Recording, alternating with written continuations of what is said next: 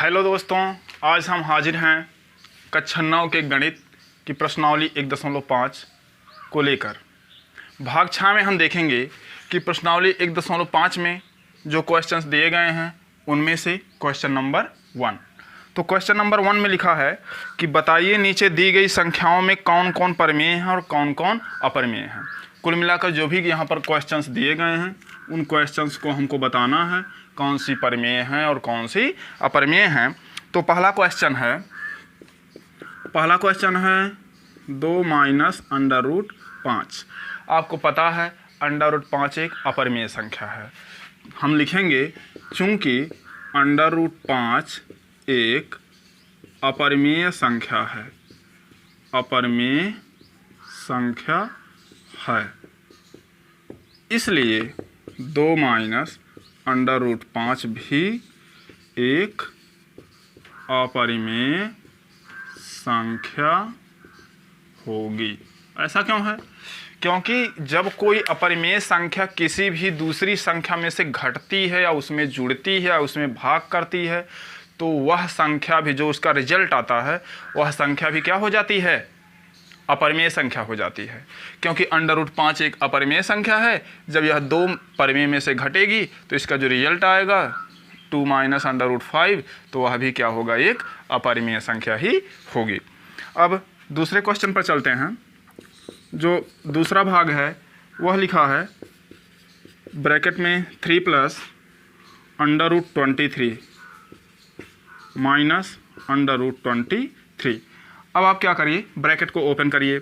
जब ब्रैकेट को आप ओपन करेंगे 3 प्लस √23 माइनस √23, ये जो प्लस √23 है माइनस √23 है, ये कैंसिल होकर 0 हो जाएंगे और मिलेगा 3 प्लस 0 मतलब 3।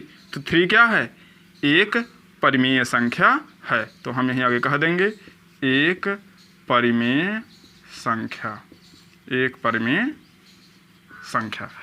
अब आगे जो तीसरा भाग है हमारा, तीसरे भाग पर चलते हैं। लिखा है 2 √7 बाई √7। आपको पता है यहाँ √7 से √7 कैंसिल हो जाएगा और 2 गुणे 1/1 मतलब 2 बचेगा। जब यहाँ पर 2 बचेगा तो 2 क्या है? एक परिमेय संख्या। अब आगे जो भाग 4 है हमारा, भाग 4 को देखें तो यहाँ पर लिखा हुआ 1/√2। चूंकि √2 एक अपरिमेय संख्या है। क्या है? अपरिमेय संख्या है, इसलिए 1/√2 भी एक अपरिमेय संख्या होगी। ये हो गया। अब मतलब कि किसी भी अपरिमेय संख्या से जब किसी संख्या में गुणा करते हैं, जोड़ते हैं, घटाते हैं, भाग करते हैं तो वह संख्या जो रिजल्ट में प्राप्त होती है वह भी क्या हो जाती है? अपरिमेय संख्या हो जाती है। अब अगला जो भाग है हमारा 5वां, लिखा है 2 पाई। अब ये भी तो आप जानते हैं कि पाई क्या है? एक अपरिमेय संख्या है। चूँकि पाई अपरिमेय संख्या है, इसलिए 2 पाई भी अपरिमेय होगी। ऐसा हम कर लेंगे। तो ये क्या है? मतलब 2 माइनस √5 अपरिमेय है। ये जो है इतना कैंसिल हो गया तो 3 क्या है? परिमेय संख्या है। ये क्या है? परिमेय संख्या है। ये अपरिमेय है और ये वाली अपरिमेय है। अब चलेंगे हम क्वेश्चन नंबर 2 को हल करेंगे। क्वेश्चन नंबर 2 में लिखा है कि प्रत्येक संख्या मतलब प्रत्येक जो प्रश्न है संक्रिया को उसको आप सरल कीजिए। परिमेय और अपरिमेय के आधार पर यहाँ पे इसको सरल करना है। तो यहाँ पर क्वेश्चन नंबर 2 का ऑप्शन नंबर 1 जो है वो लिखा है 3 प्लस √3 और यहाँ लिखा है 2 प्लस √2। अब कह रहे हैं प्रत्येक व्यंजक को सरल कीजिए। क्या करना है? व्यंजक को सरल करना है। अब आगे हम क्या करेंगे? इसमें मल्टीप्लाई का रूल लगाएंगे। मल्टीप्लाई का रूल हमको पहले 3 से हम इसमें मल्टीप्लाई करेंगे। 3 का मल्टीप्लाई 2 में 3 गुणे 2, फिर 3 गुणे अंडर रूट 2, अंडर रूट 3 गुणे 2 और अंडर रूट 3 गुणे अंडर रूट 2। तो इस तरह से हम देख रहे हैं, इसका गुणा इसमें, फिर इसका गुणा इसमें, प्लस इसका गुणा इसमें, फिर इसका गुणा इसमें। अब ये हो गया 3 दूनी 6, ये हो गया 3 अंडर रूट 2, ये हो गया है 2 अंडर रूट 3 और ये हो गया है अंडर रूट तो एक में आ जाएगा अंडर रूट 6। तो यह क्या है, यही हमारा सरलतम रूप है। इससे ज़्यादा सरल हम नहीं कर सकते हैं इसका। अब देखते हैं दूसरा भाग क्या लिखा है। दूसरा भाग जो लिखा है हमारा, वह लिखा है 3 plus under root 3 into 3 minus under root 3। हाँ, यही लिखा है। अब यदि हमें बीजगणित का फार्मूला याद होता a plus B into A minus B, तो अभी हम यहाँ करेंगे क्या, a plus B into A minus B equal to A square minus B square. यहाँ से भी कर सकते हैं, और नहीं तो आप सीधे सीधे जैसे यहाँ पर मल्टीप्लाई किए हैं, सरल करना है तो सरल करके ही कर लेते हैं। तो एक हम कर लेंगे 3 गुणे 3, 3 गुणे 3 और माइनस गुणे प्लस, ये क्या हो जाएगा माइनस, और ये आ जाएगा 3 गुणे under root 3 plus under root 3 गुणे 3, अंडर रूट 3 गुणे 3 और प्लस गुणे माइनस हो जाएगा माइनस अंडर रूट 3 गुणे अंडर रूट 3। अब आगे 3 3 9 माइनस 3 रूट 3 प्लस 3 रूट 3, ये तो कैंसिल हो जाएंगे। अंडर रूट का गुणा जो अंडर रूट में होता है, देखो अब ये घातांक में हम पढ़ेंगे कि गुणा में घातें जुड़ जाती हैं। अंडर रूट का मतलब होता है कि 3 की पावर है 1/2, 3 की पावर है 1/2। जब गुणा कर लेंगे तो ये दोनों क्या होंगी, घातें जुड़ जाएंगी। 1/2 प्लस 1/2 मतलब 3 की पावर 1। सिंपली हम ये समझ लें कि 3 अंडर रूट मतलब अंडर रूट 3 बराबर 3 होता है। कैसे होता है वह, ऐसे होता है, बस ये हम जान लेंगे। तो ये हो गया है हमारा 3। अब इससे ए वाला कैंसिल होकर 0 हो जाएगा और 9 में से 3 घटेगा तो आ जाएगा 6। उम्मीद है इतना समझ में आया होगा। अब हम तीसरा देखते हैं, तीसरा पार्ट यहाँ पर लिखा हुआ है। सिंपली आप चाहें तो ये फार्मूला भी लगा सकते हैं, a प्लस बी का whole square, a plus B into A minus B, इसका मतलब क्या होता है A square minus B square. अब तीसरा भाग लिखा गया है under root 5 plus under root 2 का होल स्क्वायर। अब इसमें हम फार्मूला लगाएंगे, चूंकि a प्लस बी का होल स्क्वायर बराबर A square plus 2ab plus B square. अब यही फार्मूला है, यही, इसलिए हम यहाँ पर इसके लिए क्या लिखेंगे, अंडर रूट 5 का whole square plus 2 into under root 5 into under root 2 plus under root 2 का होल स्क्वायर। अब ये हो गया है। अभी हमने आपको बताया है किसी भी अंडर रूट का जब स्क्वायर करते हैं तो वही अंदर वाली वैल्यू प्राप्त हो जाती है। तो हम यहाँ लिखेंगे 5 और यहाँ हो जाएगा 5 इंटू 2, अंडर रूट वहीं रहेगा और 5 दूनी 10 और अंडर रूट 2 का स्क्वायर करेंगे तो केवल बचेगा 2 और 5 और 2 मिलकर हो जाएगा 7। हाँ 7, तो ए हो गया है 7 और ए मिल गया है 2 अंडर रूट 10। यही है इसका सरलतम रूप। चौथा भाग हम देखें तो इसमें लिखा गया है, यही तीसरे वाले भाग की तरह है, under root 5 minus under root 2 into under root 5 plus under root 2। अब एक हम इस तरह से सॉल्व कर दिए हैं, दूसरे को हम फार्मूला लगाकर सॉल्व कर देते हैं। चूँकि a minus B into A plus B equal to होता है A square minus B square, इसलिए अब अंडर रूट 5 का whole square minus under root 2 का whole square, A minus B into A plus B. तो ए हो जाएगा हमारा, अंडर रूट 5 का स्क्वायर करोगे तो आएगा 5, अंडर रूट 2 का स्क्वायर करोगे तो आएगा 2 और घटा लेंगे तो आ जाएगा 3। यही आंसर है, ये आंसर है, ये आंसर है, फिर यहाँ पे आंसर है और ये आंसर है। तो इस तरह से हम इसको क्या करेंगे, पॉज कर लेंगे और नोट कर लेंगे। आगे लिखा हुआ है क्वेश्चन नंबर 3। क्वेश्चन नंबर 3 में बता रहे हैं कि आपको याद होगा कि पाई को एक वृत्त की परिधि मान लीजिए C और उसके व्यास के अनुपात से परिभाषित किया जाता है। चलो ठीक है, मतलब पाई बराबर c/d ऐसा होता है। यह इस तथ्य का अंतर विरोध करता हुआ प्रतीत होता है कि पाई एक अपरिमेय संख्या है। इस अंतर विरोध का निराकरण आप किस प्रकार करेंगे? भैया इसमें कोई अंतर विरोध ही नहीं है। क्यों नहीं अंतर विरोध है? क्योंकि जब हम स्केल से मापते हैं तो हम एक्यूरेटली नहीं मापते हैं, कुछ हम अनुमान लगाते हैं। हम थोड़ा सा अनुमान लगाते हैं कि यह संख्या इतने इतने के बीच में यहाँ पर फिक्स हुई है। आप एक मीटर स्केल से या अपनी जो नॉर्मल स्केल है जिसको आप यूज़ करते हो अपने मतलब कि लिखने में, मापने में, उस पर दशमलव के बाद एक स्थान तक, बहुत ज़्यादा तो 2 स्थान तक की संख्या लिखी हुई हैं, या दशमलव के बाद 12 स्थान हमको चेक करना हो तो हम क्या करेंगे? अपरिमेय संख्या में 12, 13, 10, 8 क्या अनंत संख्याएं बार बार रिपीट करती हुई मिल जाएंगी, तो आप कहाँ तक एक्यूरेटली माप पाएंगे? तो इसमें कोई अंतर विरोध नहीं है। आप चुपचाप लिख देंगे कि इसमें कोई भी अंतर विरोध नहीं है। जब हम स्केल से मापते हैं तो उसमें जो भी मापन करते समय पैमाने में जो भी मान प्राप्त होता है हम उसको अनुमान से लिख लेते हैं, बस। आगे जाएंगे और ये जो अगला क्वेश्चन लिखा है कि संख्या रेखा पर √9.3 को निरूपित कीजिए। हमको क्वेश्चन नंबर 4 में संख्या रेखा पर √9.3 को दर्शाना है। तो सबसे पहले आप √9.3 को संख्या रेखा पर दर्शाने के लिए हम एक रेखा खंड खींचेंगे।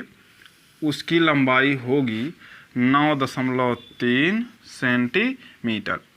इस बिंदु को मान लीजिए A, इस बिंदु को मान लेते हैं B। यहाँ से यहाँ तक की दूरी कितनी है? 9.3 सेंटीमीटर। फिर हम क्या करेंगे, 1 सेंटीमीटर दूरी और खींच लेते हैं। 1 सेंटीमीटर की दूरी और खींच लेते हैं। यहाँ से यहाँ तक A मान लेते हैं C, और इसको नाम A जो है 1.0 मतलब 1 सेंटीमीटर यह है। मतलब सबसे पहले A से B तक 9.3 सेंटीमीटर लंबाई का खींचेंगे और B से C तक खींच लेंगे 1 सेंटीमीटर। फिर हम क्या करेंगे, रेखाखंड AC को लंब समद्विभाजित करेंगे। हम प्रकार में दूरी लेंगे थोड़ी सी, अब यहाँ पे चाप लगाएंगे और यहाँ पर चाप लगाएंगे, जैसे किसी रेखाखंड को हम समद्विभाजित करते हैं। फिर इधर से C बिंदु पर रखेंगे, यहाँ चाप लगाएंगे और यहाँ चाप लगाएंगे, और ऐसे दोनों को मिला देंगे।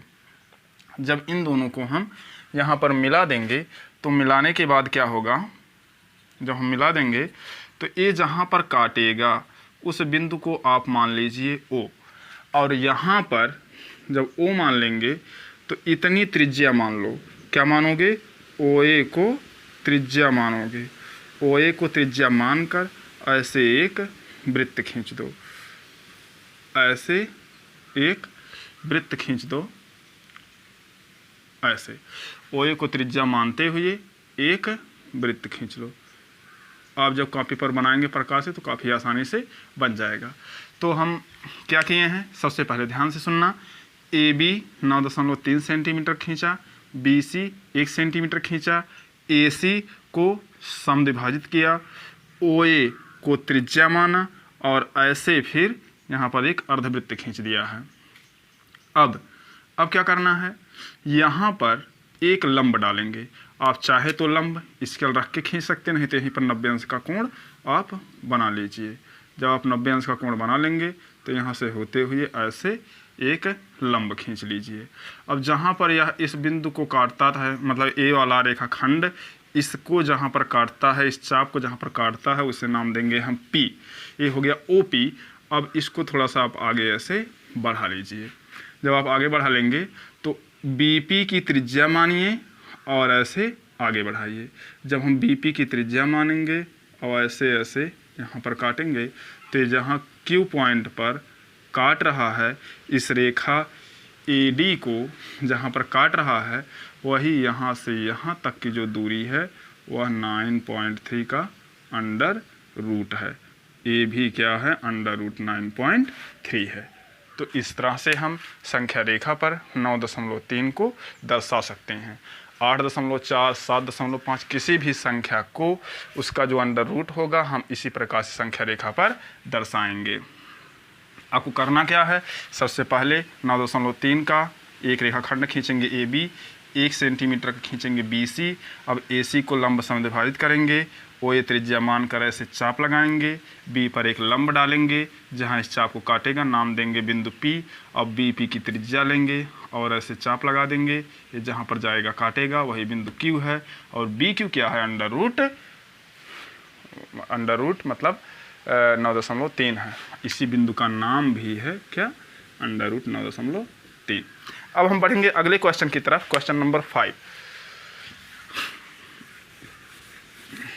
क्वेश्चन नंबर 5 में हम देखेंगे, कह रहे हैं हरों का परिमेयीकरण कीजिए, हरों का परिमेयीकरण कीजिए। तो पहला इसमें पार्ट है 1/√7। हरों का परिमेयीकरण करने के लिए क्या करना है, परिमेयीकरण का मतलब होता है जो अंडर रूट है उस अंडर रूट को हटा देना है, बस। ये जो अंडर रूट है इस अंडर रूट को हटा देना है। तो अंडर रूट 7 से गुणा व भाग करने पर, अब गुणा भी कीजिए भाग कीजिए। 1/√7 गुणे अंडर रूट 7 नीचे गुणे अंडर रूट 7, मतलब गुणा भी कर रहे हैं भाग भी कर रहे हैं। ये हो जाएगा अंडर रूट 7, ये हो गया अंडर रूट 7 गुणे अंडर रूट 7 मतलब 7। अब हरों का परिमेयीकरण करना था, हर का परिमेयीकरण करना था, तो हर हमारा क्या हो गया है, अंडर रूट से मुक्त हो गया है, मतलब अब ये 7 परिमेय बन चुका है।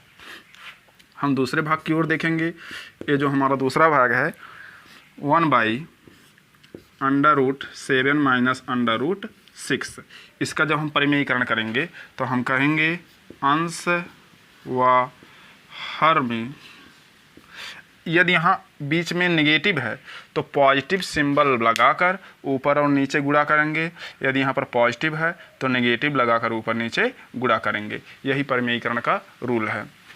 हर में under root 7 plus under root 6 से गुणा करने पर, जब आप गुणा करोगे तो यहाँ क्या हो जाएगा, 1 × under root 7 plus under root 6 और नीचे under root 7 minus under root 6। यहाँ जब गुणा करेंगे तो हो जाएगा under root 7 plus under root 6। और जब आप गुणा करोगे तो ऊपर जब 1 से गुणा होगा तो 1 ही रह जाएगा। इतना आ गया हमारा positive under root 6। a minus B गुणे a प्लस बी, मतलब a square minus b square, और a बन जाएगा under root 7 plus under root 6। भाई 7 का अंडर रूट 7 का स्क्वायर 7, अंडर रूट 6 का स्क्वायर 6, और 7 में से 6 को हम घटा लेंगे तो 1 हो जाएगा, और under root 7 plus under root 6/1। यही क्या है, मतलब हम परिमेयीकरण कर चुके हैं किसका, हर का। अब आगे जो लिखा गया है तीसरा पार्ट है इसमें 1/√5 प्लस अंडर रूट 2। तो इसमें भी क्या करेंगे, अंश और हर में, यहाँ पर अब देखो बीच में प्लस है, ये जो प्लस है तो माइनस करके ऊपर और नीचे हम गुणा करेंगे। तो यहाँ करेंगे 1 × under root 5 minus under root 2, नीचे होगा under root 5 plus under root 2 into under root 5 minus under root 2।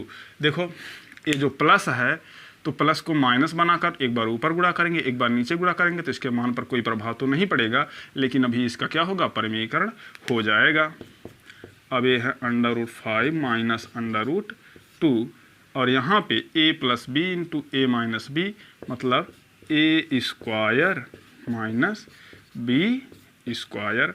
तो ये आ जाएगा under root 5 minus under root 2, और नीचे आ जाएगा 5 माइनस 2, मतलब under root 5 minus under root 2/3। 5 minus 2 = 3। यही क्या है, हमारा आंसर है। अब एक और क्वेश्चन बचा है, भाग 4। वीडियो को पॉज करके आप नोट कर लेंगे। चौथा भाग जो हमारा है, चौथे भाग में लिखा है 1/√7। क्वेश्चन नंबर 5 के पार्ट नंबर 4 में हर का परिमेयीकरण करने के लिए हम नीचे, चूँकि यहाँ पर माइनस है इसलिए प्लस करके हम ऊपर नीचे गुणा करेंगे। जब हम ऊपर नीचे गुणा करेंगे तो ये हो जाएगा अंडर रूट 7 + 2 / अंडर रूट 7 + 2। उसके बाद ए जो है इसमें मल्टीप्लाई होगा 1 में, तो हो जाएगा √7 + 2 और नीचे a - b into a + b, तो ये हो जाएगा a² - b का स्क्वायर। √7 + 2 और नीचे होगा √7 का स्क्वायर 7, 2 का स्क्वायर हो जाएगा 4, और ये आ जाएगा √7 + 2 और नीचे आ जाएगा 7 - 4 = 3। तो यहाँ पर क्या हो गया है, हर का प्रमेयीकरण हो गया है। उम्मीद है यह वाली एक्सरसाइज आपको बहुत अच्छी तरीके से समझ में आई होगी। आप जो है चैनल को लाइक कीजिए, सब्सक्राइब कीजिए और शेयर कीजिए। इस वीडियो पर अच्छा सा कमेंट कीजिए। आपको बहुत ही अच्छे तरीके से कंप्लीट सिलेबस को A to Z पढ़ाया जाएगा और ये लगातार चल भी रहा है। आपका एक भी क्वेश्चन कभी भी स्किप नहीं होगा। धन्यवाद।